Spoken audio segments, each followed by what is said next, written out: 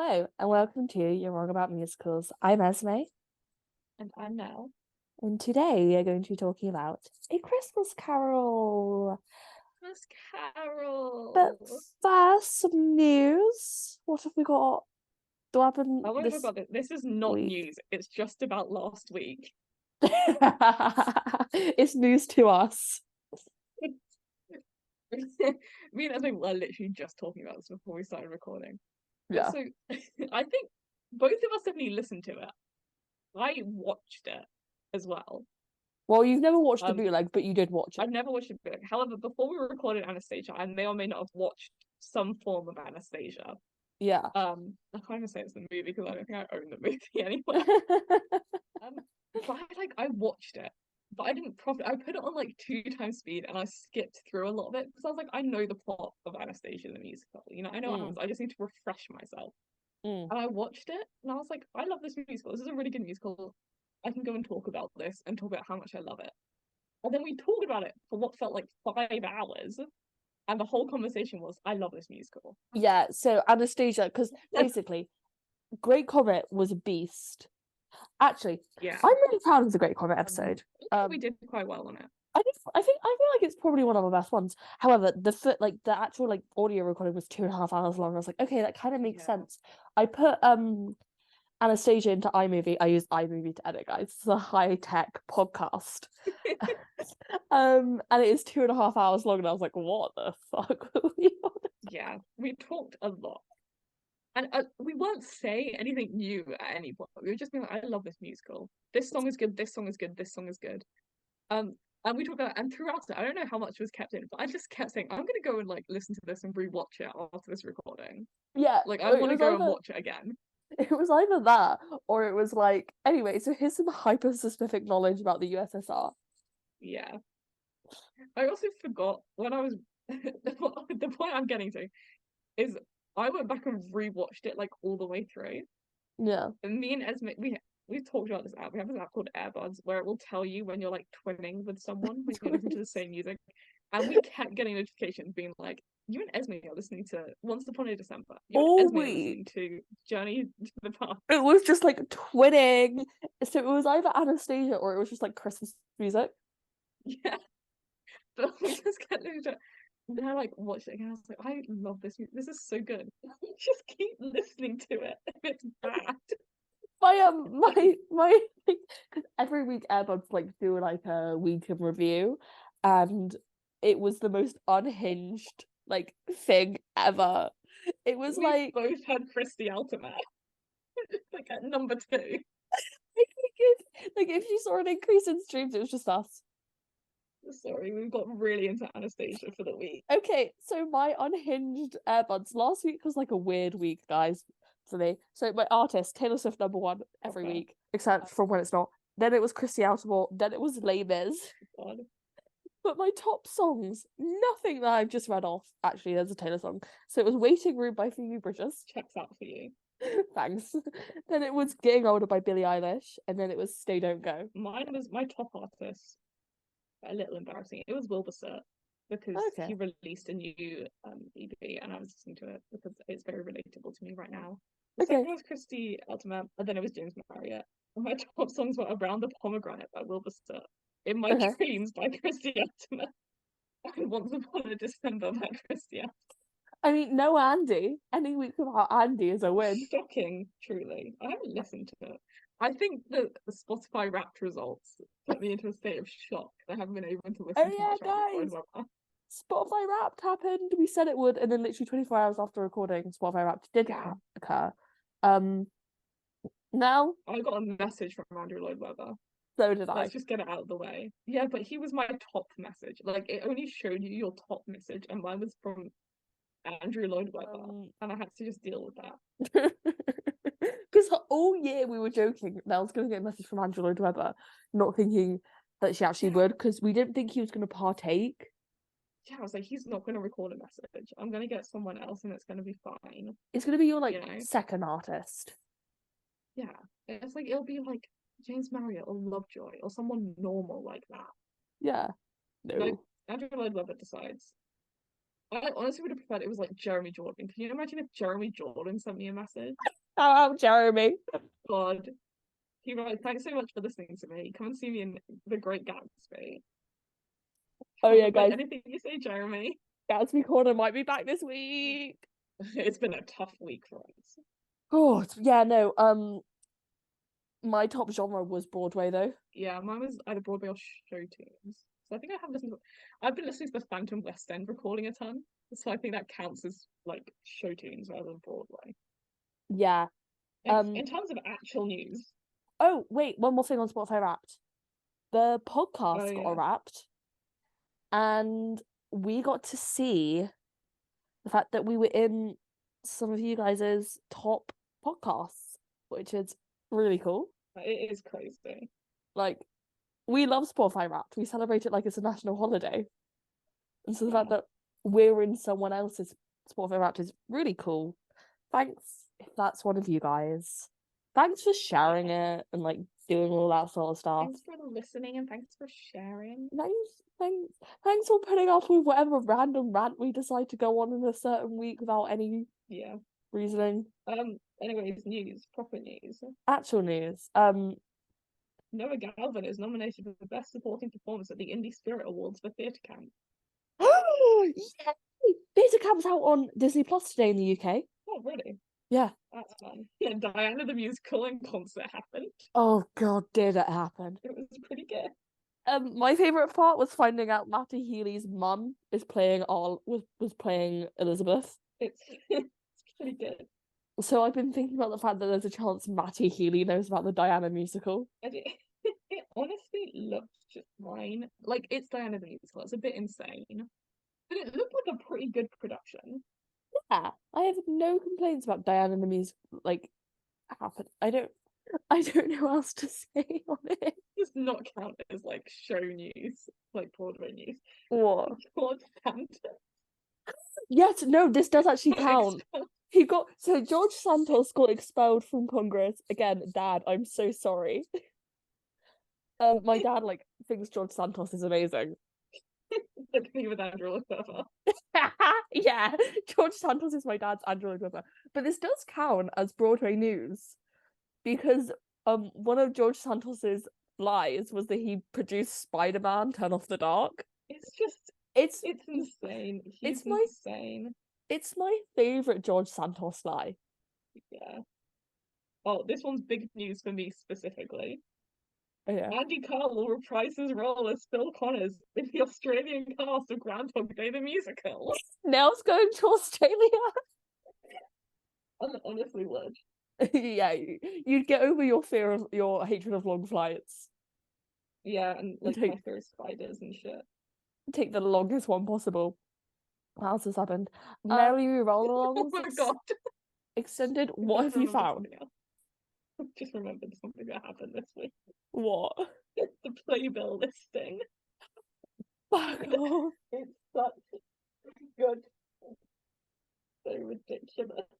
Scammers have been really winning this week, actually. Scammers have been down this week with George Santos and whatever the hell happened with Undead Valley. Is that what it's called? Yeah, I think so. If you don't know, it's been very well documented on the internet. Just Google it.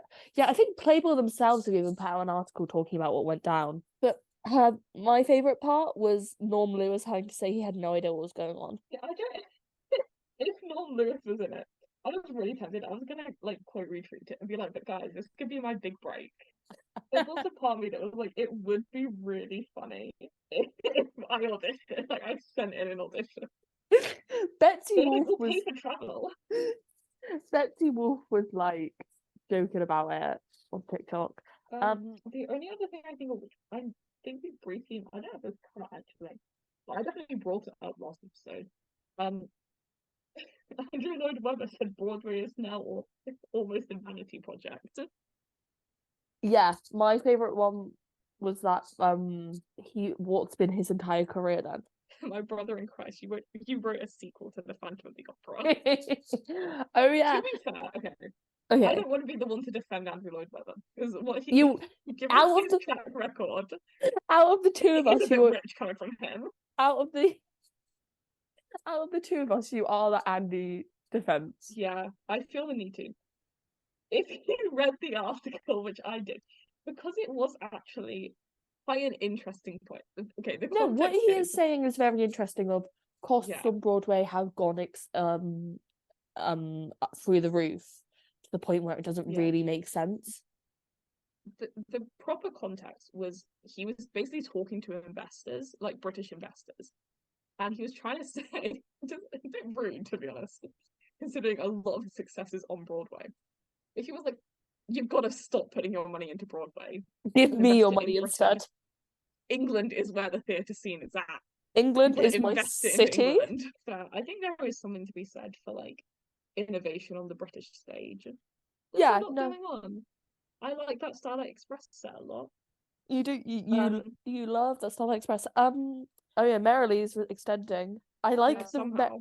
I like. No, I get why it's making a shit ton of money, and Yeah, because two people can buy tickets and they've made nearly 2 grand. they got Of paid course for they're making a lot of money. they got paid for Daniel Radcliffe's salary. Actually, I don't think Daniel Two Radcliffe. people can buy tickets and they paid his salary. Yeah, I don't think Daniel Radcliffe's like Daniel Radcliffe is probably doing it for less money than he should, which is one of the things I respect about Daniel Radcliffe. Yeah, he's made a ton of like money. So I like the okay. fact that he's made enough money where he's like, I'm gonna go do Sondheim's weirdest flop. Bye. Like that's fun. Yeah, we heard from the Broadway gossip man, aka the Sweaty Oracle, that Great Gatsby is still going to Broadway, so praise Jesus. Guys, Thank I was God. getting worried there for a second. I was like, oh, I don't think it's happening, guys. It's looking a bit Jova for us. And then Sweaty Oracle was screaming about how he doesn't want it to happen, and I was like, yes, greatest news ever. Anyway, no. There's one other thing I was gonna say. By the time that this is out, the What's on Stage Award nominations will be out. Excited for Uh, that. huh? Any predictions? Oh, Anything but mincemeat. anything but mincemeat. If not, then I will do something drastic. Be really sad. That's a I'd like joke. It's a joke. Yeah. I'd like to see some Newsies nominated for something. We did these awards Newsy. together. We like filled them out. Yeah. Next to normal, I'd love to see Something oh. for Phantom. I Bake think it Off. deserves it. Bake Off. I I'd can't love wait to to see talk about all of these shows next week. next week. Oklahoma, obviously. Segue, let's get into A Christmas Carol. We should also say, like last week and the week before, actually, we did study A Christmas Carol, albeit at GCSE, so it's been a while. When I But was we did watching study A it, Christmas Carol. like, oh, when Ignorance and Want came out, I was like, I forgot about these guys. I never forget. I don't know if I've showed you this. I don't think I have yet. I made notes as I was watching it because I was like, I need to remember what I'm thinking. They're not great notes, but it's just so I could be like, here's what I was thinking Yeah. I was going over my head today. Guys, if I'm a bit off, I'm quite hungover. Yeah. I also, guys, I submitted my essay 10 seconds before it became overdue. Round of applause for that. Thank you. I was at a Christmas party last night. It was really cute and wholesome. Right. Anyway, A Christmas Carol, the A musical. Christmas Carol, a musical, has a book by Mike Oakrent, and Lynn Ahrens, returning to our good friend. Music by Alan Menken and lyrics by Lynn Ahrens. It is a one act, only having 14 scenes in the whole show and 19 musical numbers. I was gonna say, one of my notes was, this is very Anastasia in that there is a line of dialogue and then a song, and then a line of dialogue and then a song. And Yeah. it goes on like that. Yeah, no, because we watched the TV movie. Yeah. And it is a sharp Insane cast, by the way. Insane. What the hell? And then I was like, when I was putting this together, I was like, oh, they literally just like put it on screen, and didn't have to make any cuts, and you can tell. So the thing I found out is I'm pretty sure from the original production to the final production and the production that was turned into the film, Yeah. They've added songs. There used to be less songs. Mm. Um, the biggest one for me is A Place Called Home. Yeah. I love that song. So originally it was just the one with Scrooge and Emily, which is I love that song. That's actually how I know Christmas Carol the musical because someone recommended. They were like, "I think A Place Called Home would be a good audition song for you." I was like, "I have Yeah. never heard of that." Listened to it, and I was like, "Wow, Good Christmas Carol the musical." slaps. But so it was originally just the song with Scrooge and Emily, Yeah. and then they added just the bit with Scrooge and Fan. Oh, I always forget.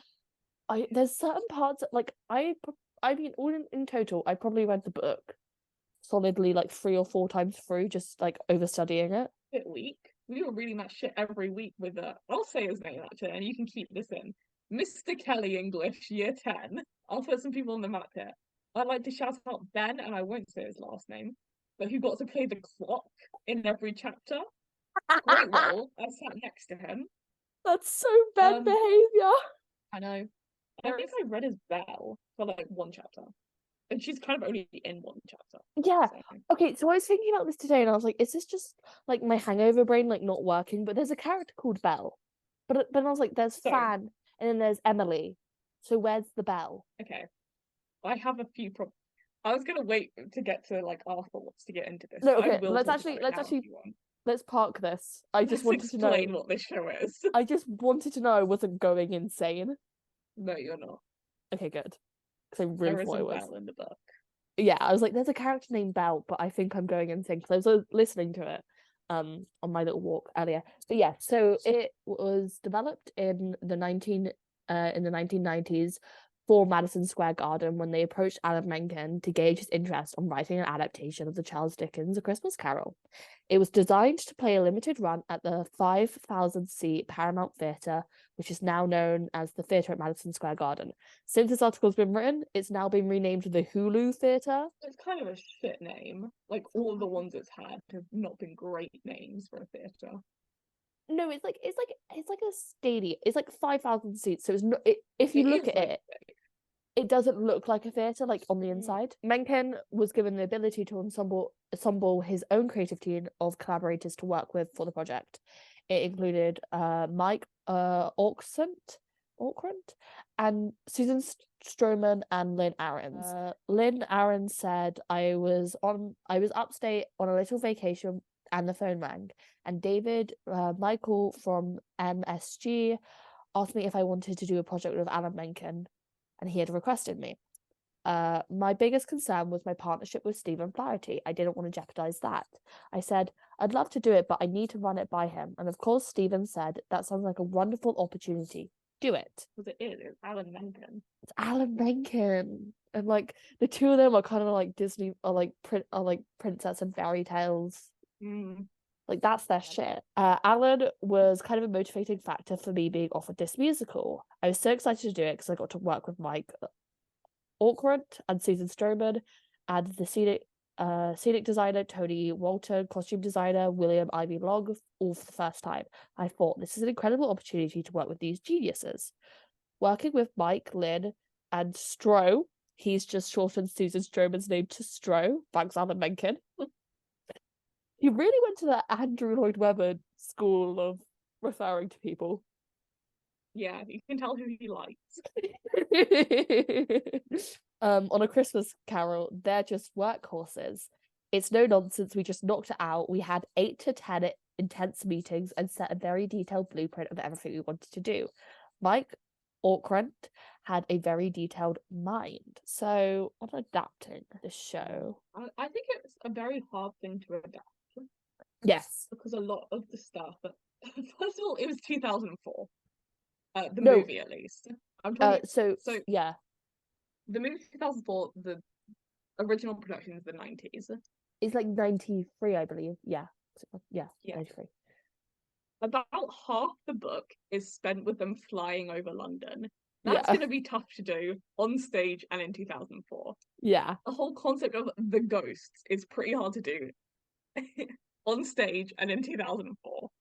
yeah, All of the stuff like that. It's a very because it's so like the whole thing takes place in a dream. That's kind of spoilers for A Christmas Carol. If you don't know what it's about redemption. That's a key theme. That's a key theme. Yeah, but a lot of it takes place in dreams, so there's some fantasy to it. Yeah. See, I say it would be hard to do on stage, but then, I think of Phantom from the 80s, and I think, well, would it really be? It's been It compared to wasn't made as a Phantom. mega musical. It's been compared to It's like, Phantom. Yeah. It's 1800s. Of course it's compared to Phantom. It's 1800s and British. Yeah. Um, I think at least the movie, in my opinion, did very well for 2004.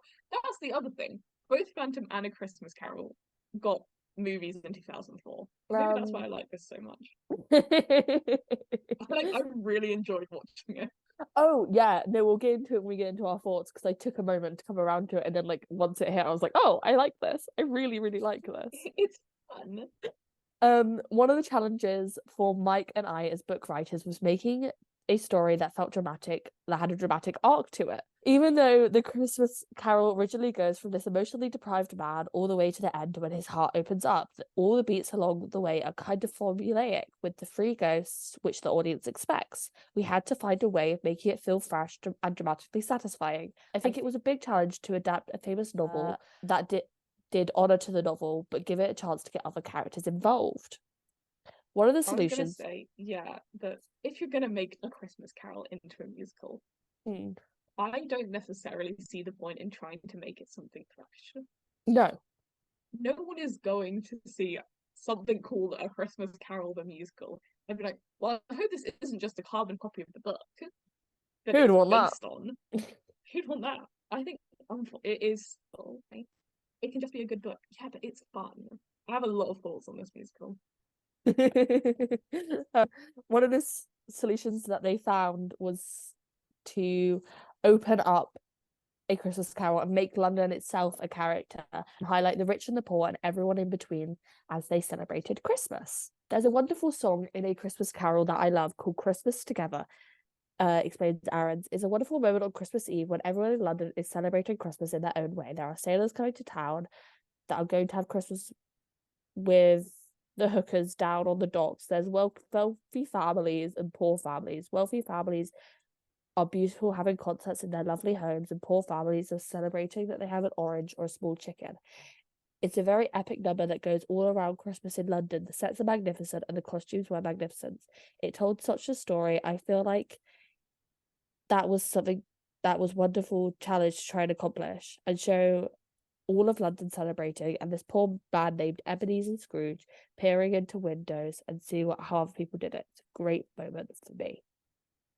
I felt that it was too focused on London because Interesting. in a very like Christian way. Yeah. The book is very much like everyone in the whole wide world celebrates Christmas because it's a magical time of year when Christ was born and a fat man comes and gives us presents. I mean, when they had us watch for school like a documentary like how Charles Dickens saved Christmas. Yeah. Because Christmas was kind of fading as a holiday, at least in the UK, and then they were losing their religion. No, it was just more the fact that Christmas was, I don't know. My brain's not working today. It was the UK and it's a season of shit weather. Mm. There was an industrial revolution, it wasn't a great time. But the point, like in the novel, and Charles Dickens needed some money. Yeah, so he wrote a Christmas a chapter a week. Yeah. 5 staves, not chapters, because it's music like a carol. Yep. The bit that song "Christmas Together" is adapted from the book because I remember exactly what bit it's adapted from. But that bit, they fly all over the UK. Yeah. So they're like they go up north to like the mining towns. And they're like, here are these poor people who work in the mines and they live in huts, but they're still celebrating Christmas. And Ebenezer Scrooge is not. Yeah. I think the point of it is it's meant to be the whole world loves Christmas, which it makes more sense for it to focus on London. Yeah. I did quite like the global aspect. It's so ridiculous. The global aspect of A Christmas Carol. This guy who had like never left England in his life was like, yeah, Wait, yeah, no. yeah. Everyone in the world celebrates Christmas. His boarding school. Scrooge goes to boarding school. Who? Scrooge. Yeah, it's not out of. He's not that rich. He's quite No. poor actually growing up. Yeah, he's quite poor. Wherever he is during his childhood when he's separated, that's outside of London, isn't it? So this man's not ventured far from London. I think maybe, especially adapting it for an American audience, it was just easier to be like London, Charles Dickens. Everyone's got bad Cockney accents. Could you imagine? Yeah, but it's London and then suddenly they're up in like Nottingham. Like the people here celebrate Christmas too. They're up in Liverpool. From Birmingham. The thing is, like, the whole time I was watching it, I was constantly flipping between like, oh, this is adapted differently from how it is in the book, and I don't know if I like that change. And then you think about it for a second, and you're like, no, actually, this makes a lot of sense for the musical. Because I was like, oh, I don't know if I like that they just centered it on London. But then you think about it, I was like, no, because can you imagine if they tried to do not only the whole of the UK, but the whole world? Yeah. Like the only way it would possibly work was if they were like, we're looking at London, and now we're looking at New York City, and they celebrate Christmas. Yeah. And now we're back in London to do the rest of the show. That's a lot of my notes. It's like they changed this, but I don't think it was a bad change. No. There was some I think is a bad change. We'll get into it because I do have quite a few thoughts. So it would premiere at the Paramount Theatre on December 1st, 1994, which is a 6,000 seat theatre. They all like range between 5,000 and 6,000 everywhere, said something slightly different. It would be the first time that this space would have a proper musical done there. It would cost 13 million to produce. And some of the design terrible. Really, like, I mean, this was like 20 years ago.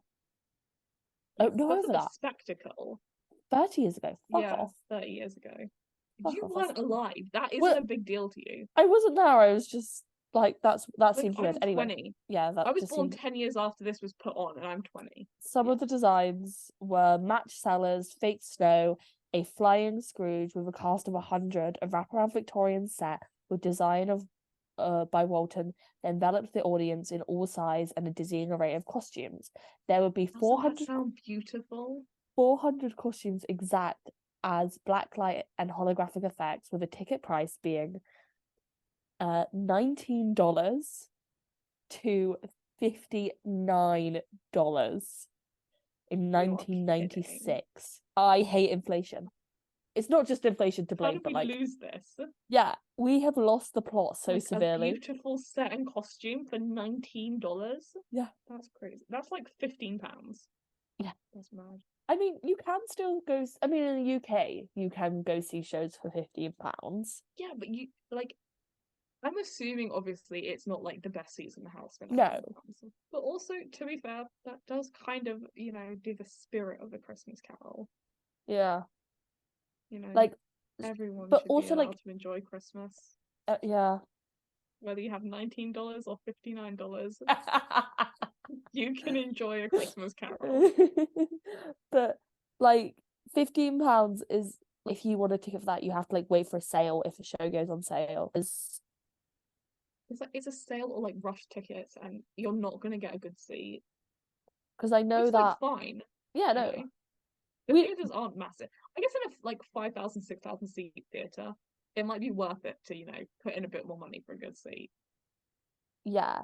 I was like, that's not a real thing, and then I remembered that I literally got an offer through for the Stephen Sondheim Old Friends for 15 quid today. Yeah. No, I've got like a ton for like I've seen one recently for £10, but I might be making it up. The producers hoped that it would go in competition with the Radio City Music Hall Christmas Spectacular with yeah. So like, but the Rockettes is an institution. Oh yeah. But I get what they were trying to do with it. With the lead producer saying that people who have seen Radio City show like it, but they're ready for something new. Radio City did not view it as a competition. The thing that changed my mind on like wanting to see like Radio City and the Rockettes, was finding out that the Wooden Soldier Fall takes 5 minutes. Yeah, like on stage. That's ridiculous. I want to see like, it. Just fall. Just fall. We don't care.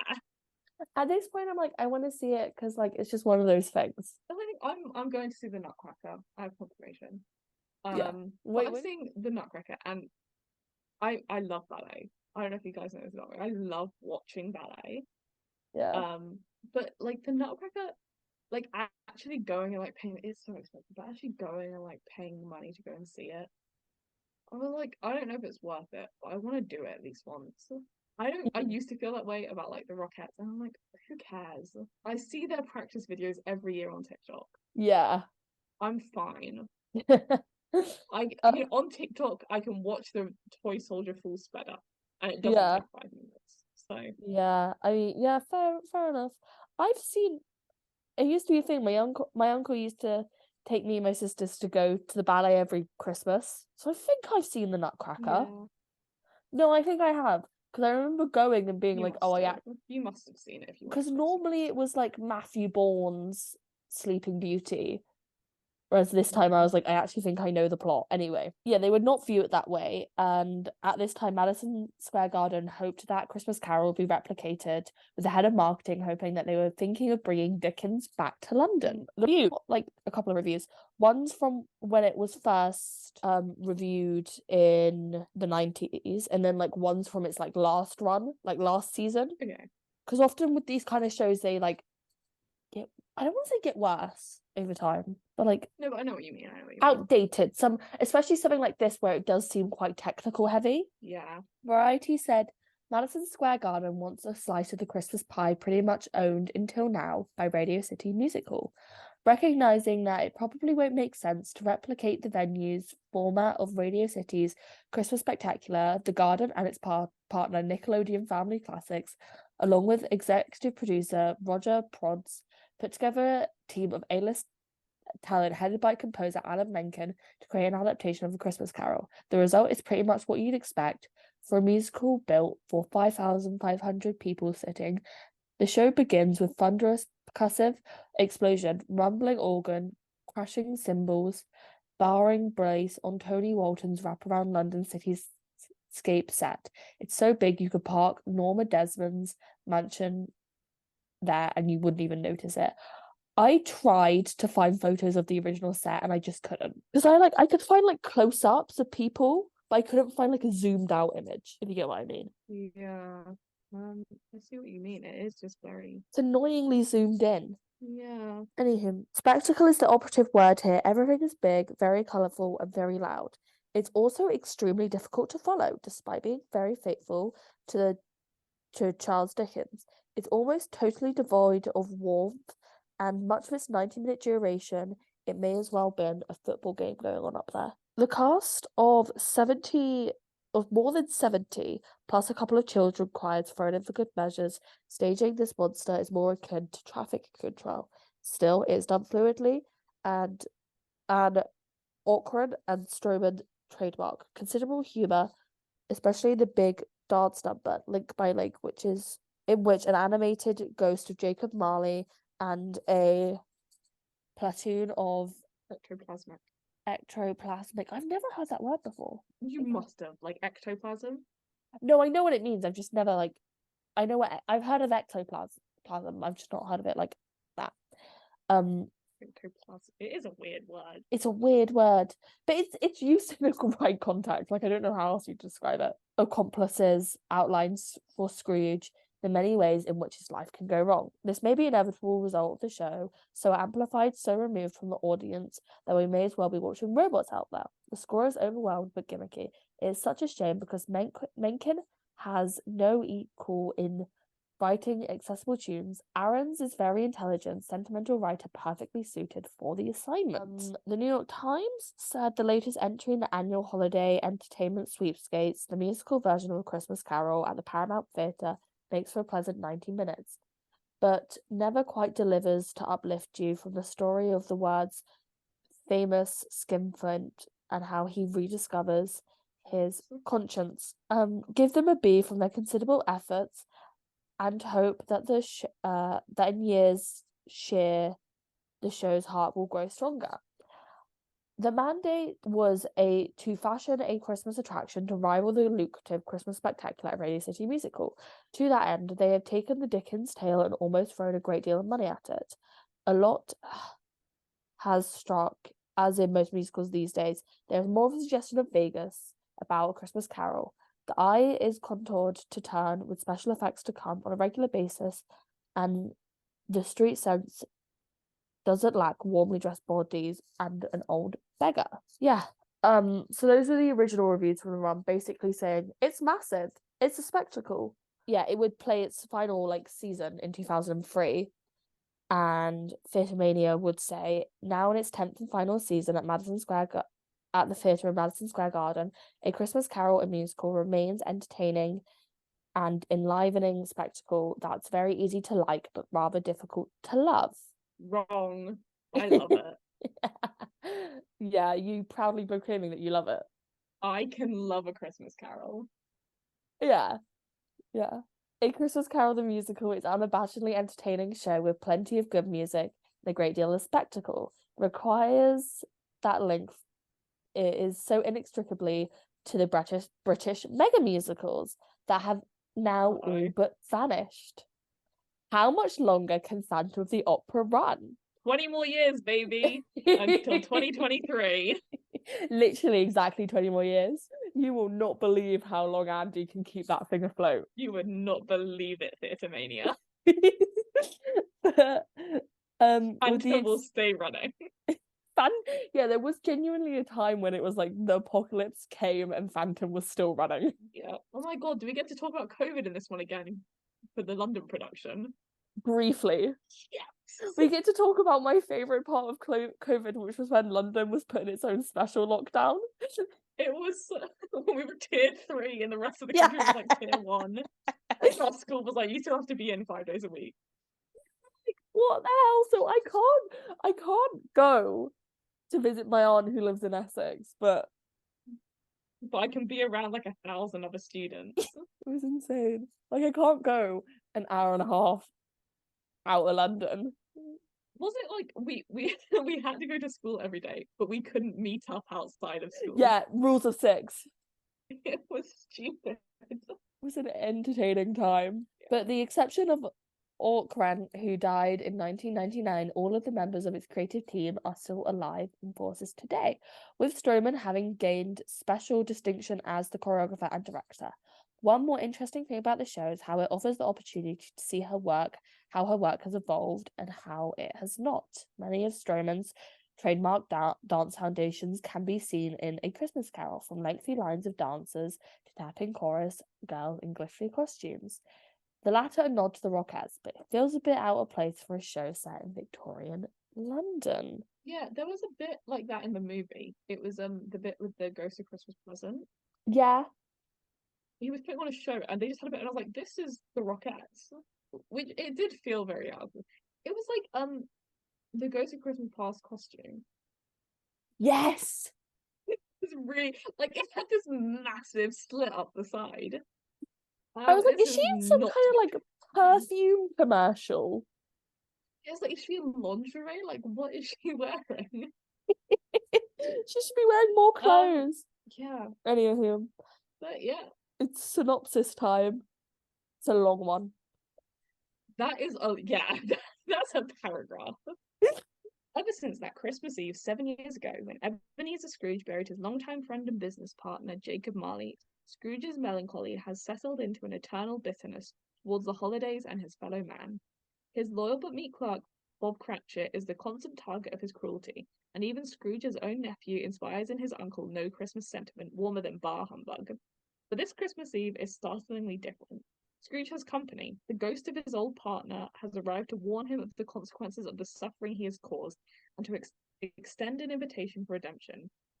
Charles Dickens's classic story of the Christmas spirit that still lives within embittered Ebenezer Scrooge is magically transformed into a musical event featuring a visitation of spirits from the past, present, and future, featuring memorable songs from Oscar nominee and Tony winner Lynn Ahrens and Alan Menken, the Oscar-winning composer of Beauty and the Beast and Aladdin, and soon to be Newsies.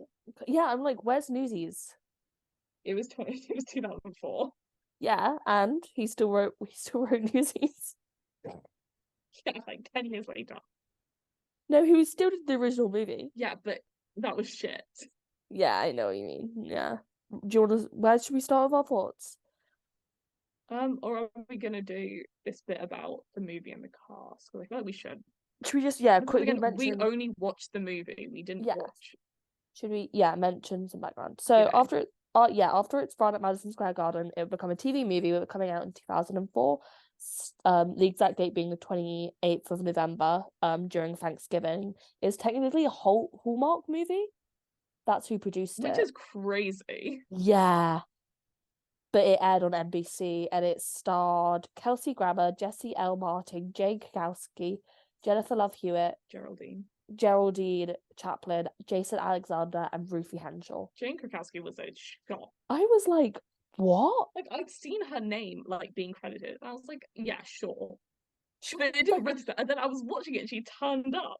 no, because here's the thing, like, I saw Jane Krakowski and I was like, likely place for her to be. And then, like, when she turns Yeah. up, because one of my first thoughts was when like it was just the overture and they were just like panning through the streets of London was just, oh Yeah. my God, every single Christmas Carol adaptation opens the same way. Yep. Even though the book starts with Marley was dead to begin with. That is a Not doornail. exactly Well, I like don't know what's particularly dead about the doornail, but then again, not not like anyway, so here's some children running through the streets of London and it's snowing and it's Christmas Eve. to But be no. fair, some do where they start and it's like Christmas Eve. I'm trying to remember the exact movie, and for some reason I'm thinking it's the Muppets one, but it's almost definitely It's not. not the Muppets one because no, all of them start with shots through London, and then Yeah. No, there's one where it's the shots through London and it's like, oh, it's Christmas Eve, so merry and bright, and then it's like, bam, and you see dead yeah, Marley, no, and they're putting the coins on his that's the eyes. freaky animated one that they made us watch in school. Yeah, that's probably why I remember it. Because I was like, okay, I'm gonna be so real. The only Christmas Carol adaptations that I like very clearly remember is number one, this musical one, because I finished watching it about like 2 hours ago. Um, number two, Barbie and a Christmas Carol, 'cause it slaps and it's such a good movie. And number three, Muppets in a Christmas Carol. I actually believe that the Muppets is one of the most faithful adaptations because they have Kermit the Frog like speaking as a narrator, and that's quite true to the book. But no, when Yeah. it started and I was like, oh God, they all just feel the need to let us know that we're in Victorian England, even though everyone probably already knows that. Yeah. I was watching, I was like, now where exactly in London is this set? Yeah, I was Because it thinking got that to the end and they as zoomed out well. and St. Paul's was there. And I was like, So, no, it yeah, fucking isn't. my thought is it's like the city, because obviously it's taking place in the stock exchange, this version. I don't think it was, okay, maybe it was. It was the Royal Exchange. Yeah, the Royal Exchange. Yeah. That's like in the city. But I was like, okay, this is gonna sound so bad. Yeah. I just kind of always pictured it being like West London. Because you know, like the big townhouses in West London. What, like Chelsea way? Yeah. Yeah. I was always like, yeah, Scrooge goes back there. Like that's his Yeah. house. Yeah, I mean, But it does yeah. make so much more sense for it to be like City of. Yeah, no, because the city of was like actually like London that back then, Yeah. and then like it spewed out. If anyone doesn't know like why we're calling it the city, it's because it's really weird. They're two separate things. There's the City of London, which is like Westminster and shit, and then there's Greater London, which is Well, no, Upper London. no, there's the city of London, which has its own police force and its own mayor. You are not about to start talking about Jack the Ripper. That's how I know about it, but I'm If not I saying have to anything hear more. like the Met Police versus the City Police. I'm not talking any more about Jack the Ripper because I'd like to forget it all. But no, I do think that fact is weird. It changed. I don't want to talk about like the history of London, but it is No. crazy how much it changed in a relatively short period of time. No, it's insane. But no, that was the first time I had the moment of, oh, this is actually probably set like East London way. But then at the end, when St. Paul's was there, I was like, and it was like a street away.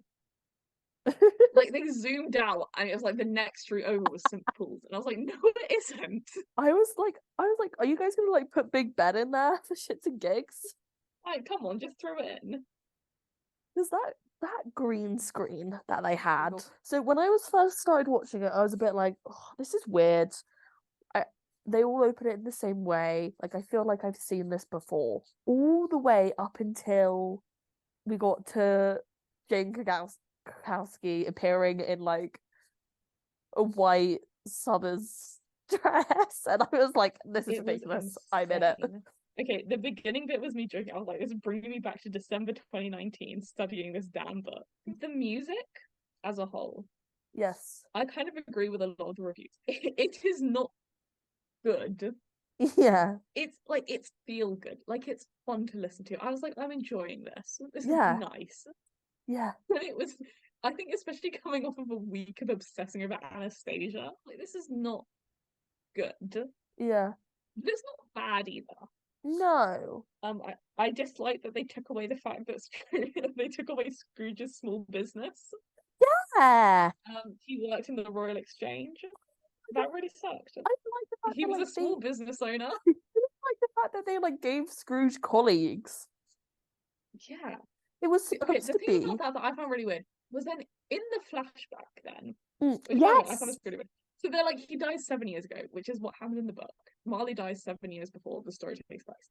And they flash back to the night of his death, and Scrooge looks about 20 years younger. Mm-hmm. And I was like, he did not age that much in 7 years. But then when they're doing the flashback, they also own Scrooge and Marley's, like their little business. But then Yes. by the time you get to the actual story, he's in the Royal Exchange. Exactly. It's And like, also, okay, like, it's just more of a depressing place if you have Scrooge in like this cold, dark office. yeah, like I kind of get why. Because it was like, oh, look, everyone else is so happy to be like closing early and like enjoying each other. But then I feel like then Bob Cratchit's whole thing doesn't make sense. Yeah. And like Cratchit's wife keeps saying she doesn't have a name. Her name's literally just Cratchit's wife. It's Mrs. It's Cratchit. Mrs. Yeah. Cratchit. Yeah. You're thinking Curly's wife. Yeah, the whole thing is, and she just keeps saying like, "Oh, he needs to like turn the heating on. He needs to do this, that, Yeah, and it's like, that." did he let you put more coal on the fire? Which is a thing in the book. Like Scrooge is like, you can't put more coal on because that costs too much money. I can't afford to keep replacing the coal. But that doesn't make sense in the Royal Exchange. It makes sense Yeah, when he has a small little business. but you could have Um, so had that just like on the streets outside. because he could have been like, I suppose you'll be wanting, because that's a bit in the book. He's like, I suppose you'll be wanting to finish early, and I suppose you'll want tomorrow off. Yeah, I'm like, well, then you better come in early on the 26th. yeah. Um, no Boxing Day, which sucks. Love Boxing Day actually. Okay, this is another thing. Who the fuck is Mr. Smythe? What, Mr. Smythe? Yeah. The name sounds familiar, but it might just been added. So I recall this book very clearly. Yeah, you probably remember it better than I do. Mr. Smythe does not exist. Right. Because I was watching the introductory bit and they're following this father and his daughter around. Oh And I yeah. was like, okay, who the fuck are these people? Like, is it just Have they've chosen to focus in on one person yeah, have who's they gonna just been go into the Roy they go into Scrooge's shop? This is when I still thought he had his own business. I was like ready. Also, often like if you present like a very bright and airy, merry place, then when you go into Scrooge's office, it's like quite cold and dark, and you're like, oh, Yeah, he's evil. yeah. But so they just introduce this guy called Mr. Smythe, and Yeah. he keeps coming up throughout the story. And he takes away, I said, they took away some of Cratchit's angst. Like a ton of Cratchit's angst, they just gave to Mr. Smythe. And I was like, Yeah. this sucks. At first, I was like, oh, it's like showing the audience that Scrooge is evil and he only cares about money. I think you get, I think you get that. Again, it's the thing. No one is going into A Christmas Carol the musical blind.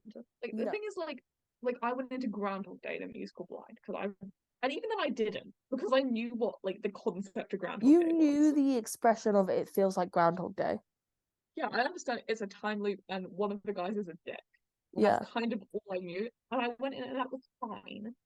And you had the Like best time ever. it was great. Tune in Just next week, guys. I'm so excited. Um, no one is going into A Christmas Carol and being like, I'm not entirely sure if Scrooge is bad or not. Which Yeah. actually leads me on to another point I have to make, Okay. which was they make Scrooge far too likable. Yeah. He's like really like they gave him too much like an angst in his Yeah. backstory. Like Yeah. the kind of like he's like abused. He goes to a boarding school where he's abandoned by his family and like abused and shit. I might be I like felt misremembering that with Barbie, no, but no, that no, does no. happen in That one of does them. happen. I felt so bad for him when Cratchit died. Not Cratchit, Marley. When Marley died, I was like, When no, where did Marley died, I was like, why do I feel like I could cry for Scrooge right now? yeah. Yeah, so it took me a moment to get into, but like once I was into it, I was like, this is like kind of ridiculous and fun, and if I turn my Yeah. brain off, it's great. I got really excited when they did that. Are there no prisons? Are there no Yes, workhouses? yes. Decrease the surplus population. Which would be a good thing if they were to die. It would decrease the surplus population. Well, they I it really does. like Scrooge's song. It has nothing to do with me. And then the reprise at the end I thought was really cute. And I was like, and it has everything to do with me. Yeah, and then he I has, was like, and that's then really is cute. that when the ghosts like appear and are like, No. I thought that So moment was I kind literally of watched funny. this today. Yeah. I was taking breaks in between writing my essay and I would watch like 20 minutes, make notes, write my essay, write and watch 20 minutes. I sat down with hot Um chocolate and popcorn and watched this. there was one line that Scrooge delivered, and it was to Fred. He was like, "You're an excellent liar, Fred. It's a wonder you don't go into Parliament." And it made me giggle. It's such a stupid line. The one thing Yeah, that this adaptation made me notice over other adaptations is how many fucking characters there are. yeah. They added some. Who did they add? Oh, I'll get to that. Don't worry. Okay. I remember they added the Smythes, who Yeah, don't other than exist in the book. Smythes. Yeah. Oh, I said that at least one of these kids must have played Gavroche. They've got the voice. Yeah, they've got the Cockney It was like the accent bit when down. he was walking through London back home. Yeah. They had like these kids shouting. Okay, a change they made from the book. I really like how they did the ghosts. Yeah, I did Um, enjoy that. I was like, that kind of makes sense. so I liked more. They played a lot more into it just being a dream rather than some divine intervention. Yeah. Where because so they had him very briefly meet these three characters on the street, and he was like a dick to all of them. Yeah. And then to the audience, or to the camera in this case, they Yeah. sing, "You're gonna regret that. You know, we're gonna do something to you," but We're he gonna doesn't get hear you, them. Mr. Scrooge. I think that's what they say. Yeah. And then he goes about it, then he sees all the ghosts and stuff. Mm. And then the three ghosts are those three people he meets. Yeah. And then when he wakes up on Christmas and he sees them, he's really nice to them. He's like, "Ah, the ghosts. You know, these are the ghosts." And they're like, "What the fuck happened to that guy? Why is he suddenly nice and he was a dick yesterday?"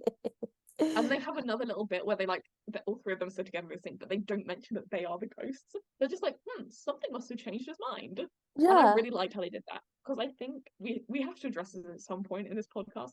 Musicals are ridiculous. The whole Oh, concept of them is ridiculous. yeah. And when you're doing a story like A Christmas Carol, which is a pretty serious story, and you're Yeah. making it almost comedic as it is in some points in this production, Yeah. you need some way to tie it down. And making it about just redemption rather than the paranormal and the supernatural, which the book has. Mm-hmm. Because ghost stories used to be Christmas stories, by the way. Yeah. Fun fact from learning about this book. I just liked how they did it because it made it feel, it balanced it out more. Yes. This was so I think in recent years there's been a push for quite serious adaptations of A Christmas Carol. Yeah. So in like the 90s and 2000s, you had stuff like A Muppet's Christmas Carol and this adaptation of A Christmas Carol. Yeah. Then you had that animation one that scared Yeah. the shit out of me as a kid. You know the one I'm Have on you watched about? Scrooge? Yeah, I did. Yeah, it's like got Jim Carrey in it. I don't think I've watched Scrooge. And then there's one. Then the BBC a couple of years ago did like did like a series of it, Yeah. and that was like dark. But yeah, I like that it was. I think with all adaptations, the plot is very simple, so it's very hard to lose the message. Mhm. And I haven't seen an adaptation that loses the message of what A Christmas Carol is. No. Um, but I feel like it's important to have the lightheartedness because ultimately the whole thing is about being happy and Mhm. like the happy and like merry spirit of Christmas. Yeah. Speaking of, why did they give Tiny Tim rickets? Yeah. Doesn't he normally have like a crutch? Yeah, he has like a crutch, and it's my assumption was always it was like polio, and Yeah. he survived but was Yeah. disabled. Yeah. They gave him rickets. And it's never explicitly said that he has rickets, but he has the rickets brace. I don't understand why they changed that to just give him. Anyway, that was a little bit funny to me. I didn't like the Marley bit. Which the ghosts. The ghost of Marley I didn't like. Yeah. His makeup was weird. Yeah. It looked like makeup. Which Shut again, the it was fuck 2004. up. That was a thing. Sorry, I just googled it. Joe Alwyn played Bob Cratchit in that BBC series on it. Well, we've got to watch it. I'm not watching it. That man cannot act. Full way to No, Joe it's like- Alwyn. The thing is, I had to keep reminding myself. I was like, these like effects are shit. Yeah. It was 2004. Mm-hmm. I think I didn't like this. Why did Scrooge have a maid? He would not spend his money on something like No, that. He can do it make his own himself. food. He can clean his own house. Mm-hmm. Why did he have a maid? He would like Scrooge would rather live in squalor than have a maid. Like that's the thing. They made his entire house like barren, which is kind of true. It looked weird, but it's true to his character. He doesn't buy anything because he wants to save his money. Mm. But then they also just gave him a maid, which doesn't really make sense. Mm. Like the bits with the maid were very familiar to me, and I was like, does he have a maid in a book? In the book, but I'm pretty sure he doesn't. No, yeah. I feel like this is a good thing to point out now. I Mm-hmm. probably should have said it closer to the end. I wouldn't call the musical, in particular the film version of the musical, a faithful adaptation of the book. Interesting. However, it does stay pretty true to the book. There are points where I was like, oh, that's a line from the book, that's a line from the book. Like some of the songs have lines from the books. There's Yeah. a lot of the iconic lines are in there. Mm-hmm. I was like, a lot of it is changed, and they've added stuff or taken away. Actually, I feel like it's more they've added stuff than taken away stuff, so you haven't lost anything. Yeah. But it's also a different kind of story than the book, which is fine. It's just No, 100%. Yeah, no, it is different. And there were moments that I almost expected to be musicalized that just weren't. Yeah, that was the thing. There were so many songs. Yeah. And points that I expected to be songs weren't. Or stuff that I expected to be bigger, like Fezziwigs. Fezziwigs was still like a big number. But I don't know, I think I made a funny joke about Fezziwigs in these notes. okay. I said Fezziwig's song is fun. Kind of mastered the housewives of this. They weren't evil. That's pretty good. I also said they've got the Newsies dance thing. No, I thought I don't know, I thought Fezziwigs was gonna be grander. Yeah. I like that it I was torn on that because I was like it should feel bigger. Mm-hmm. But also I liked that it was kind of down to earth and realistic. I think especially because then, like, 2 scenes later, not even now, maybe like 1 scene later, they have him come and asking for money because his business is.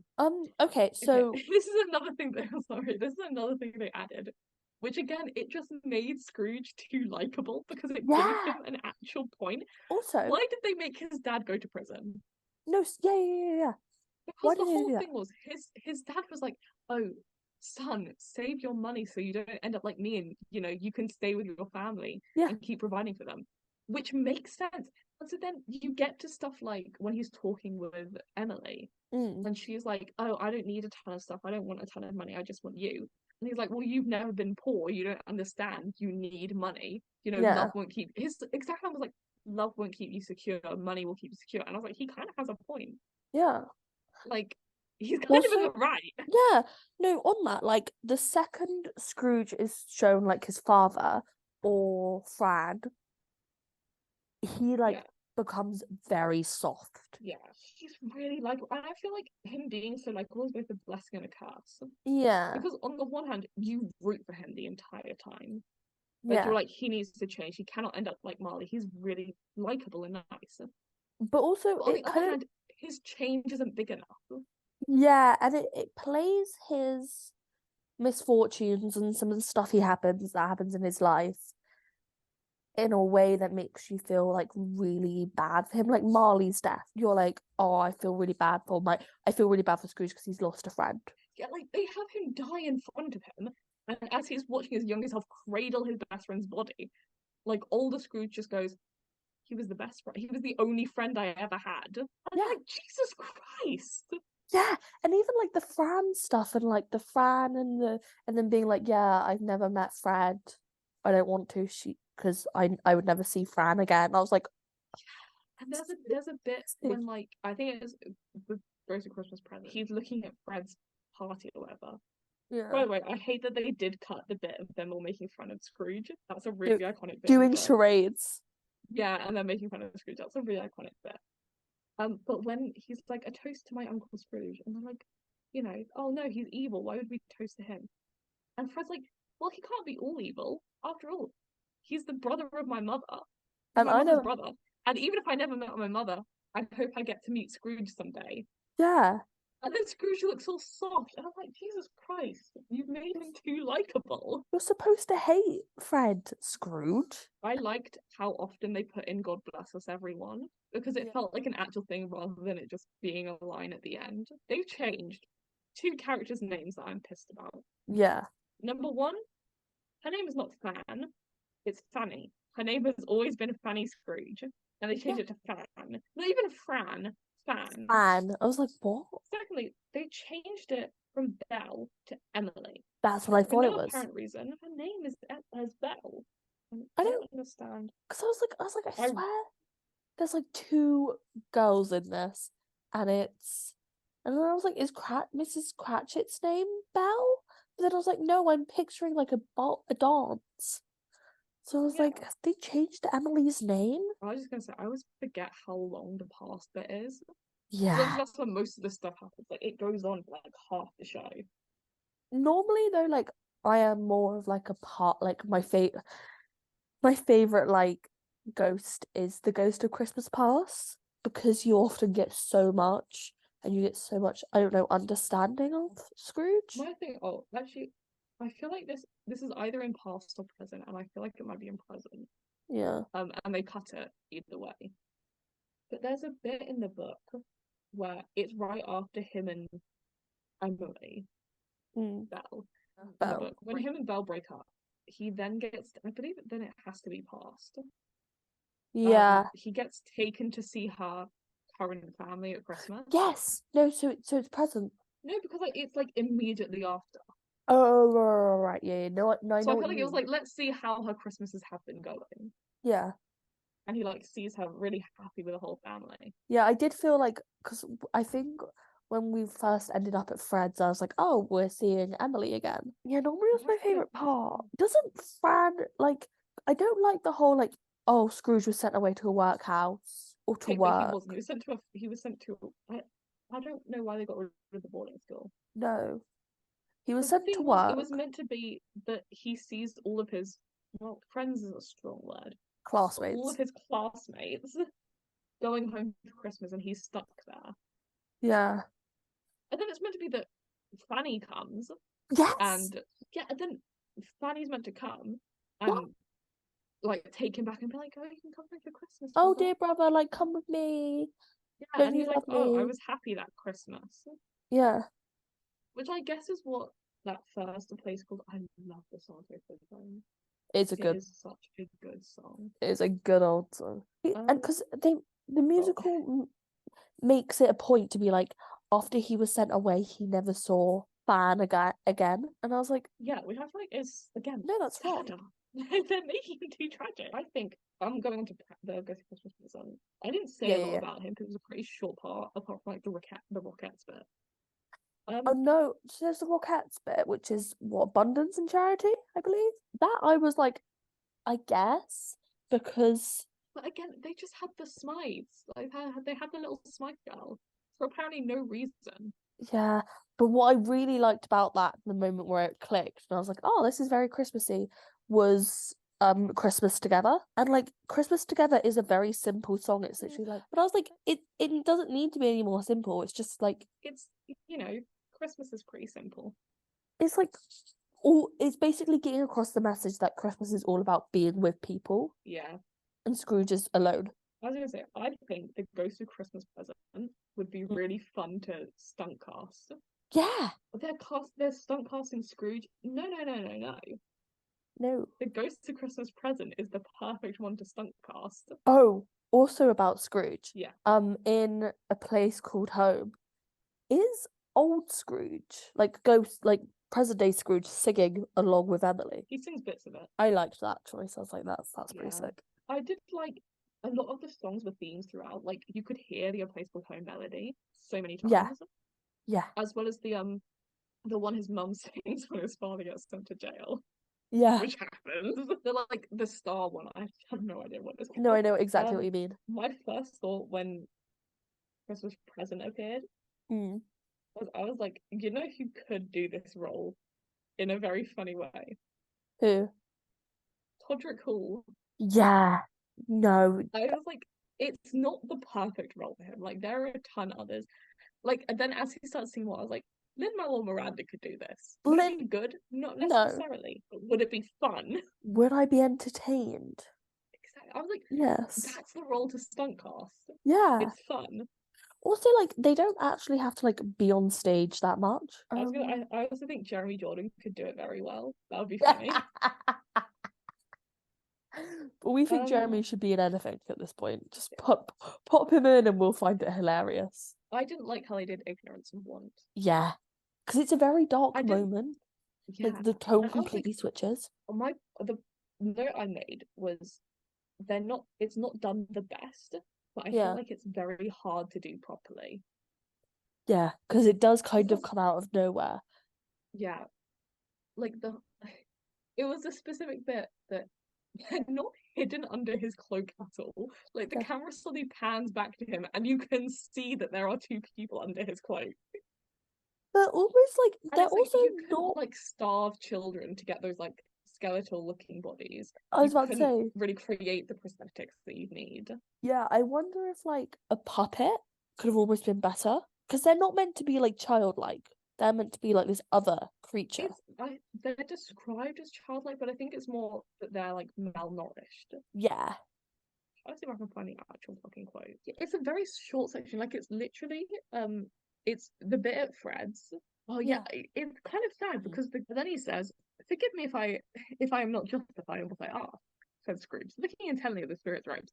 "I see something strange in not belonging to yourself, protruding from your skirts. Is it a foot or a claw?" "It Yeah. might be a claw, for the flesh there is upon it," was the spirit's sorrowful reply. "Look here." From the foldings of its robe, it brought forward two children. Wretched, abject, frightful, hideous, miserable. They knelt down at its feet and clung upon the outside of its garments. They were a boy and a girl, yellow, meagre, ragged, scowling, wolfish, but prostrate too in their humility. Where Mhm. graceful youth should have filled their features out and touched them with its precious tints, a stale and shriveled hand, like that of age, had pinched and twisted them and pulled them into shreds. Where angels might have sat enthroned, devils lurked and glared out menacingly. No change, no degradation. Degradation. I cannot speak right Degradation. now. Yeah, that's Yeah, probably it. no perversion of humanity in any grade.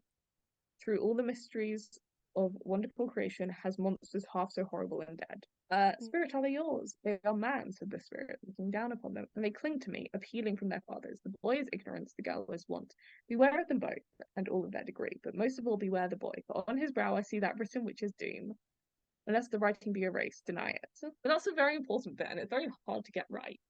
No, it is very important. And the thing in the musical is basically just like, here's two children from my cloak. One's called Ignorance, one's called Want. Bye. Beware of the boy. When actually, Yeah, like, Ignorant and Want is such a big turning point in the book because Ghost of Christmas Yet to Come is actually quite the most gothic the book gets. yeah, And the tone shift is abrupt, but it's not as abrupt because you have Ignorance and yeah. Want. And it's like this idea that the whole thing that he's saying about beware them both, beware the boy more, because on his brow I see that written which is doom, is he's basically saying, no matter what happens, if you are aware that something is wrong and you ignore it, Yeah. that is worse than anything else. Yes. Because there's a difference between not knowing and ignorance. And Mm. Scrooge is ignorant. Like he knows that there are people starving on the street. He knows that charities are trying to help them, Yes. and he doesn't help.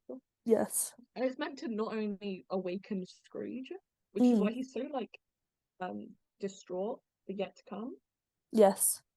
but also the reader. Because once you are told about ignorance of want, you can no longer basically you can only be ignorant. You can't be unknowing anymore. Yeah, and Dickens liked to include some more socially conscious themes because he did a lot of writing about like workhouses and how they were Yeah. horrific for it. So Scrooge was kind of the embodiment of everything he hated. And almost in softening Scrooge, it's softening some of what he stands for as a person. I think it's this thing. It's a very optimistic outlook. It's very much everyone can change. The Gravedigger song went hard. Oh my God. So That Ghost of song was Christmas good. Yet to Come was my favorite part of the entire thing. And it really, really shocked me. The only thing where I was like, I would have loved for them to include this little detail, but I get why they didn't. There wasn't any mention or any indication of. I just have this very clear image of my English teacher explaining the language used around like the setting of Yeah, it's very Yet gothic. to Come. No, it's so gothic and it's like you're told that the air stinks. It's like foul conditions. I think Yeah, the it's like exact wording is like penetrating it. yeah, it's all very mysterious. Like the spirit doesn't have a body. It's literally just described as nothing but a spectral hand and one great heap of black. Insane that they keep calling specifically Yet to Come the Phantom. Yeah. Like I'm reading the line, quiet and dark beside him stood the Phantom. Yeah, do you get jump scared every time? Yeah. Scrooge and the Phantom. Like Jesus. He's gonna start appearing and singing. Where's No. Christine? Speaking of, I really liked how faithful they were that Yet to Come doesn't speak. Yes, it could have been so Because easy.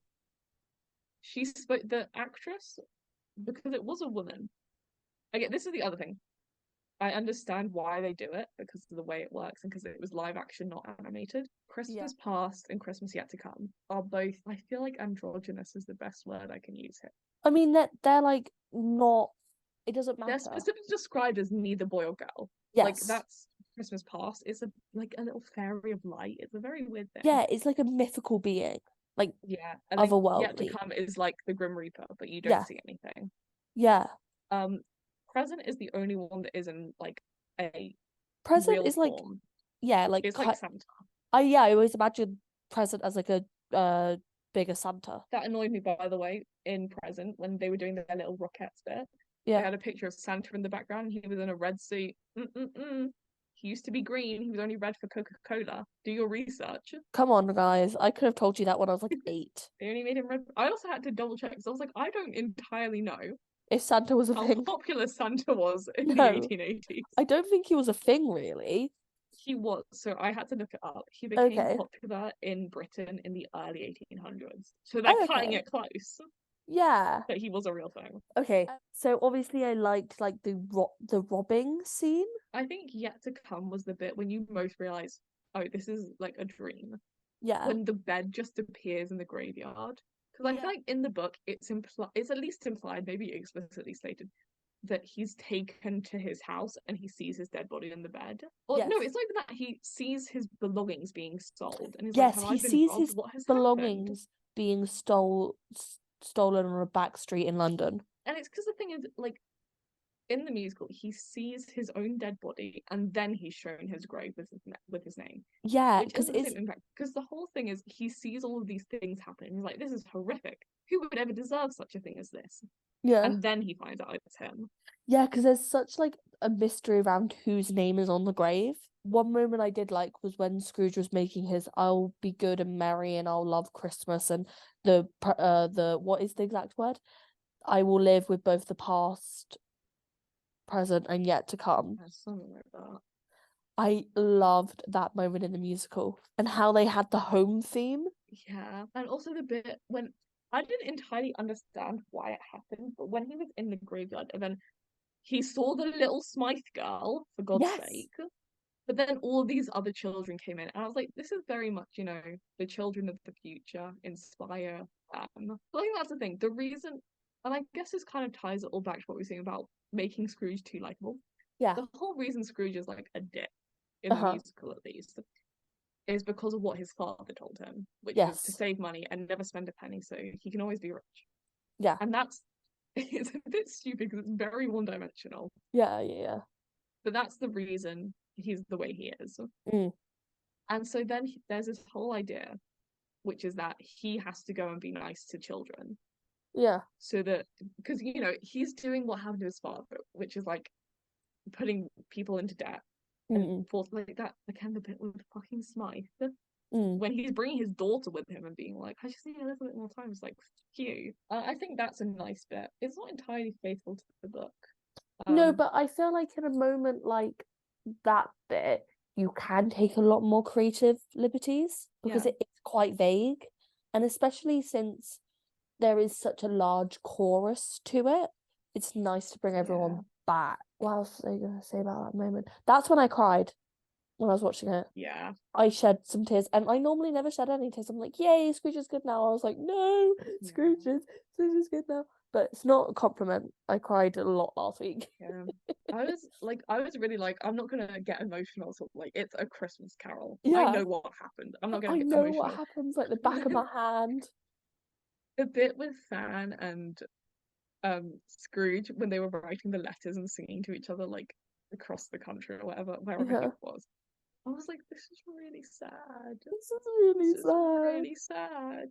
I thought for a moment that maybe Fran had been like, was also working as like a maid in one of the houses. Honestly, she might have been, but I don't know why I thought that, but I did. the bit I really like. So I think the ending is kind of hard to fuck up, like him just being nice and buying Yeah, the chicken turkey. turkey, It the changes prize between. turkey.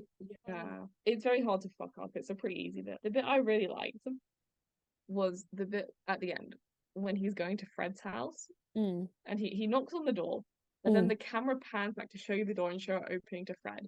And right before he opens the door, you get a very clear shot of the door, and it's a red door, mm. and it's a place called home. And he opens the door and he's like, I'm here to spend Christmas with you. And I was like, oh my god, it's a place called home. Maybe we could have done a tiny bit more of the closing number. It's hard to fuck up. I think my overall thoughts with it was good, but I felt the thing is, it's not like it was anything special. Like Yeah, the bits I got emotional at are the bits you're supposed to get emotional at. The they've bits been where I was like, designed for this adaptation to make you emotional at them, yeah. where normally you're not. The bits out of the ordinary for me were more the bits I didn't like. Like it was like the changes from the book to the, and again, I'm not gonna stand here and be like, it has to be like A Christmas Carol the musical has to be entirely faithful to A Christmas Carol the novella by Charles Dickens. Otherwise, I'm not going to watch it Yeah, no, I because think it's A if I Christmas Carol. if I Who were to cares? yeah, if I were to see it, which I think I actually have seen a production of A Christmas Carol, they were doing it at our local theatre, and I have a very vivid memory of going to see it with one of my friends. It does the old Vic now, like it used to do Madison Square. Yeah, Um, different it does production, the old Vic like every year. Yeah, different production. But yeah, it's I who have is a it this little year? bit It's on like that. Christopher Eccleston. At the moment, it's Christopher Eccleston. Yeah. Yeah, it's like Elf the musical. We could have done Elf, but unfortunately, I've never seen Elf, the film or the musical, so we couldn't do it because I wasn't willing to watch it. But then I was like, No, I am willing to watch A Christmas Carol the musical. we talked about going to see it, and then we saw the ticket prices and went, nah. It's just a Christmas musical. They put it on at Christmas. You go and see it at Christmas. It's about Christmas. It'll hit the end of January and it will close.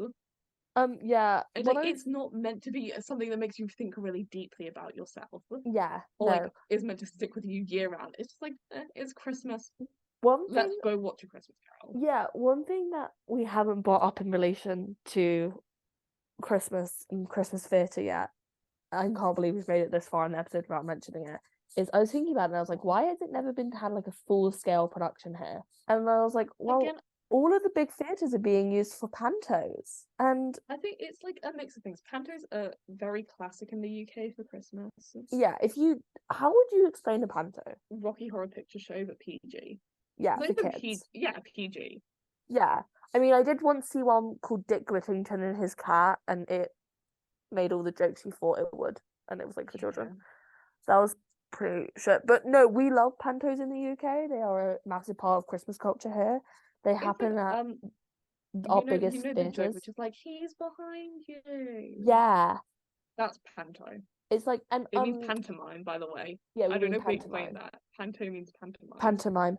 If you guys have seen the clip, if you've seen the clips, Spamalot's Curtain Call, where they have the screen, then they have like words on it.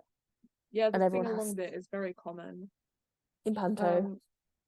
Traditionally, I don't know how much I haven't been to a pantomime in a couple of years.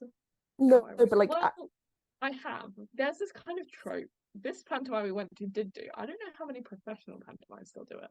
I'm guessing okay, a yeah. lot of them because it's very common.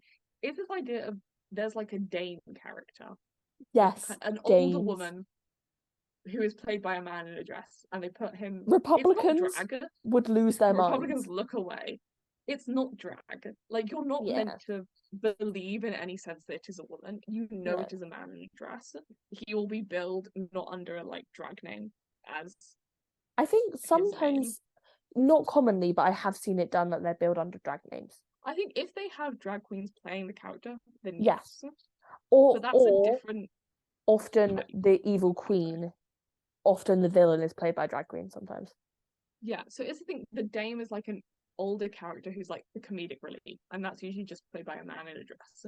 They're normally And like then someone's mother, and they've got some name like Wishy Washy. you are literally just saying the musical what panto we saw.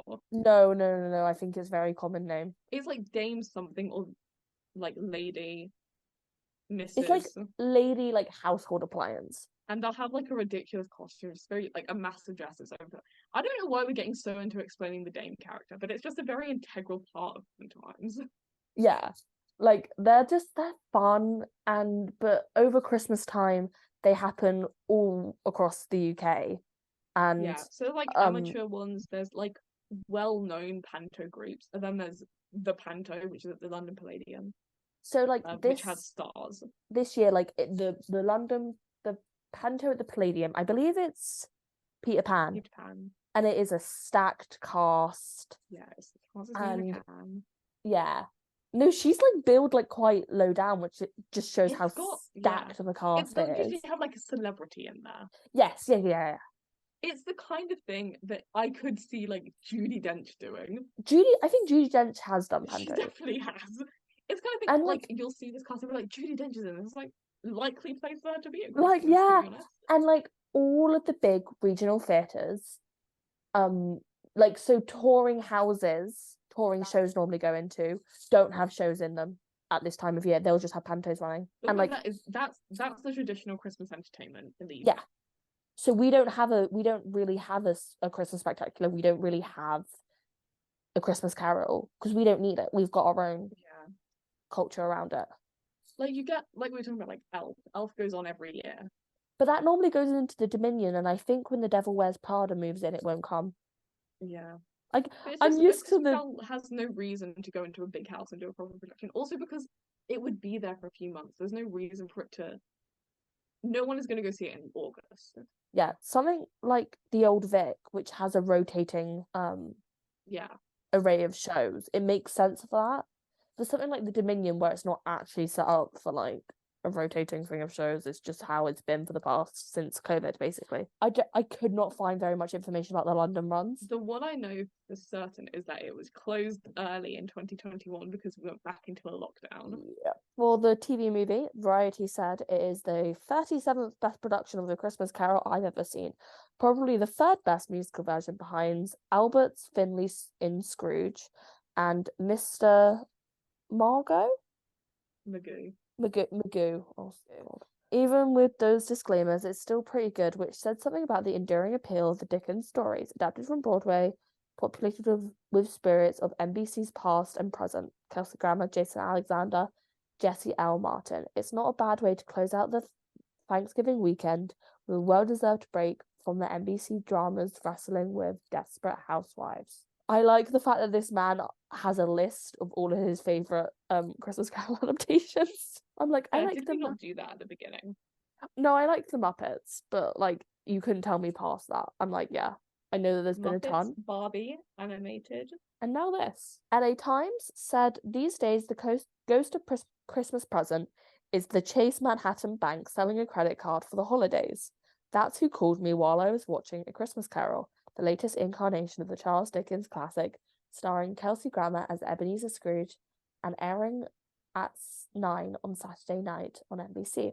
The Chase guy didn't phone any of the hit themes of A Christmas Carol, didn't ask if I had enough love in my life, though in fairness, I didn't keep him that long. Okay, I hung up on him. A short time later, Grandma and Scrooge, being led by the ghost of Christmas past, Jane Kagowski, into a courtroom in old-timey England where Scrooge relives the traumatic childhood scene in which his father is sent to prison for non-payment of debt. Save your pennies, make your fortune high, and keep it, is the last thing Scrooge's father tells his son after he's led away. This ambition is supposedly to haunt this young Scrooge into adulthood, making him mean and misery and morally out of whack. I found it solid financial advice. They're agreeing with us. That's what I'm saying. He had a point. Yeah. In fact, I wonder how A Christmas Carol might have been changed if Dickens was writing at the time when his phone was liable to ring with a guy offering him a $500,000 limit and 0% interest. Dude, you've got to let it go that telemarketer called you. Like, I get having an anecdote, but Jesus Yeah. Christ. It's like your third time bringing it up. It's like that guy who just kept talking about his like mental breakdown when seeing Anastasia. What is it people were reviewing Flaherty shows and being like, anyway, here's my personal weird anecdote about seeing it. In this musical version, based on the holiday production that opened 10 years ago at Madison Square Garden, I know that musicals on TV are rough. It's harder to get a sense of their bigness too. Then too, Christmas Carol is great, timeless story, and Alistair Sim in the 1951 version left a deep impression. All of this is to say, the first 15 minutes is one where I kept thinking, less singing, more talking. Let Dickens come out, please. Then I gave myself into the production, to the songs, and to Tiny Tim and his bum leg, and it eventually won me over. I agree. His rickets. Not his bum leg, his rickets. His rickets. His Tiny Tim has rickets. I agree though. Like, the first 15 minutes are rough. You just have to get into it. Yeah, it takes a moment to get into. I gave myself over to that. This was Broadway on my TV, courtesy of composer Alan Menken and lyrics by Lynn Ahrens. And the book by the late Mike too. Seeing the actors such as Jason Alexander, special effects helped too. Seeing actors such as Jason Alexander, Jennifer Love Hewitt in period costumes gave the production an air of silliness that I found enjoyable. A Christmas Carol is directed by Arthur Allen Seidman, exclusive produced by Robert Hallman, master of lavish TV events. Here, grammar moves from crow to benevolent in body language. He's tipped over spinning from the start, eventually comes to strengthen his posture and open his eyes. Grammar's natural charisma, even when trying to be mean, helps you melt into the whole thing. So this is basically saying it is not a text issue. That it's the actor. Yeah, it's the actor. Which we've not seen another production, so we don't know. So the production no hate to Kelsey Grammer. Yeah, he was great. I'm just saying, I feel like he was written like the things that happened to Scrooge. It made you too sympathetic towards him. Yeah. No, like he acted it great, and I really felt sympathetic towards him in part because of his acting. Yeah. But it was more sympathetic than I should feel towards him. Yeah. So, it would play London for the first time, with it being done in 2016 at the Lyceum Theatre with the cast including Robert Lindsay as Scrooge, Carrie Hope Fletcher as Emily. Which I saw that, and her sister-in-law as Giovanna Fletcher as Miss Cratchit. They've had some of the same cast. They've had Andrew. I was gonna say Andrew Lloyd Webber, and it definitely wasn't I would love him. to see that. Andrew Keenan Bolger has been in it. If Andy would like to play Scrooge, I would love it so much. Andy as Scrooge, Sarah Brightman as Emily. Here we are, guys. Cameron McIntosh as Marley. Fezziwig. Do you think he's Fezziwig or Marley? Marley's good. Marley, yeah. When you found out that Carrie Hope Fletcher played Emily, you were like, when you just hear casting that makes sense. Yeah, it sounds I was right. like, yeah. But I don't think we've ever mentioned it, but Carrie Hope Fletcher's brother was in a massive band in like the early 2000s here. Yeah. And that's kind of how she got her start. Yeah. Oh yeah, because there's like so there were these concerts which would have the musical theatre orchestra playing the score, and then it will return the next year to the Lyceum, which I couldn't find any information on the casting. They had an I'm a Celeb winner as Emily in 2020. Yeah, Jacqueline Jossa. She was on EastEnders. Yeah, I was like, why does her name sound familiar? Because I don't watch EastEnders. And then I was like, oh, I'm a Celeb, which I don't really watch, but like I hear it. Here's the other thing, right? Do you know who else was in the production in 2020? Lucy Jones was in it in 2020. Yeah. She was Ghost of Christmas Yet Past. That makes sense though. It's another casting where I'm like, yeah, check it out. It would play the Dominion in 2020 with Brian Conley headlining the show, as it was scheduled to run between the 7th of December 2020. Yeah, until the 2nd of January 2021. Again, the musical theatre orchestra would be performing alongside them. However, here we go, baby. The run would end early on the 15th of December 2020 when London was placed into tier 3 restrictions. What a time. Yeah, so basically London was isolated from the rest of the country for like 2 weeks. Crazy. It was wild. Well. 15th of December 2020. Yeah, but I have and then like because tier 3 was like theatres and clubs had to stop, and then the next one up was full. Anyway, yeah, so COVID, weird time. Yeah. Weird time for the theatre. So, as we said, there would be another production of A Christmas Carol that is very notable in the London theatre scene, which is done at the Old Vic, which is a place that we like a lot. Love the Old Vic. We've only been once, but it was a magical experience. I've been twice. Nell's been twice. I've seen other stuff at the Old Vic. I just couldn't tell you what. Yeah, I've seen stuff that started at the Old Vic for sure. They would have their own adaptation of A Christmas Carol, with it starting in 2017 as a play, and it was written by Jack Thorne. It is apparently done in the round with on-stage seating and a walkway through the centre of the stalls that create a more immersive environment for the audience and the performers. And the performers like hand out mince pies and satsumas to the audience before the show. That does sound really fun, actually. It would play Broadway in 2019, making it a play. So it'd be nominated for a lot of Tonys. It would win 5. Yeah, this was the West End show that was just randomly in the Tony Awards. Yeah, so do you know what the Tony Award were? I'm like, how the hell did it win that? Best Original Score, Music and or Lyrics written for the theatre. It was kind of an insane year, let's be real. Let's be real. It also won costume design of a play, lighting design of a play, sound design of a play. Like we've definitely already looked at the 2020 awards, but let's look again. Oh no, we had, but I had to ut it because it was when we did our hours deep dive. Maybe over Christmas as a nice little treat for all of you. Fucking Matthew Morrison was performing. Maybe as a little treat over Christmas, I'll just release that as like a little. I need to edit it, but yeah, maybe. Yeah, so Christmas Carol will be. Huh? Norm Lewis was that? I'm literally just looking at.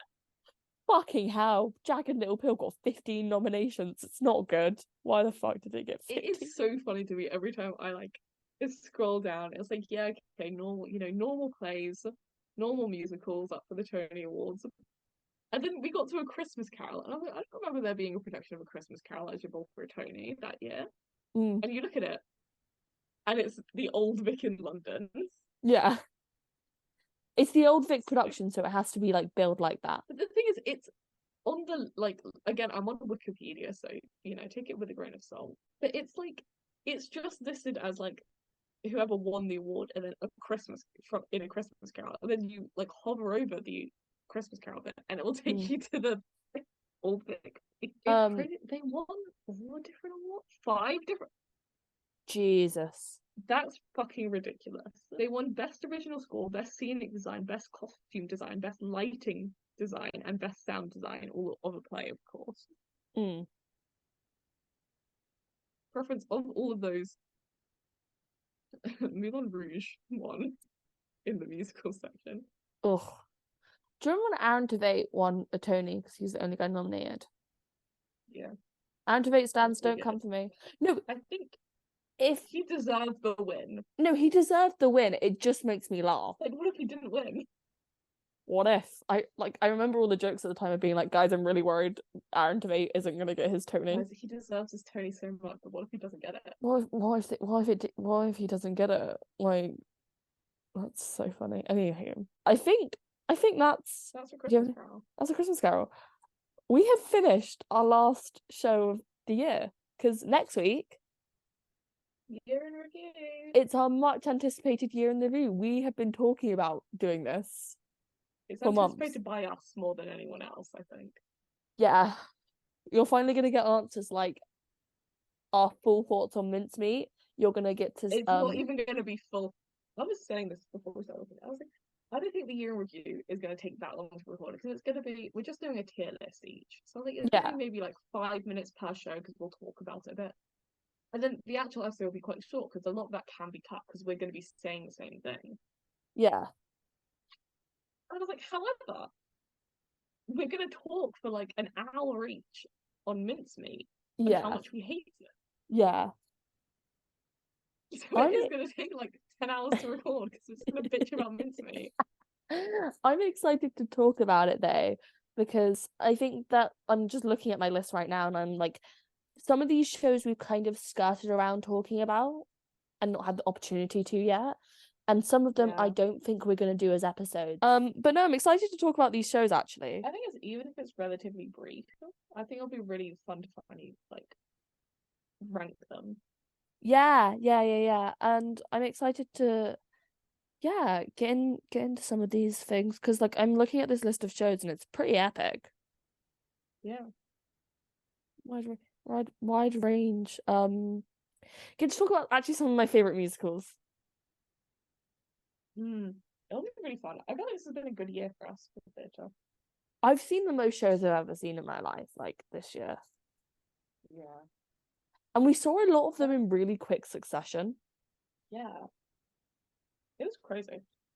I think that's it for this I week. think that's it. Merry Christmas, happy holidays if you don't celebrate Christmas. Come back next week. Happy holidays. Greetings. Come back next week to hear us talk about the year in review and maybe talk about what we're excited for next year. It'll be fun. It'll be fun. It'll be a fun, nice celebration. I should have thumbs up. You guys can't see that. Anyway, bye-bye.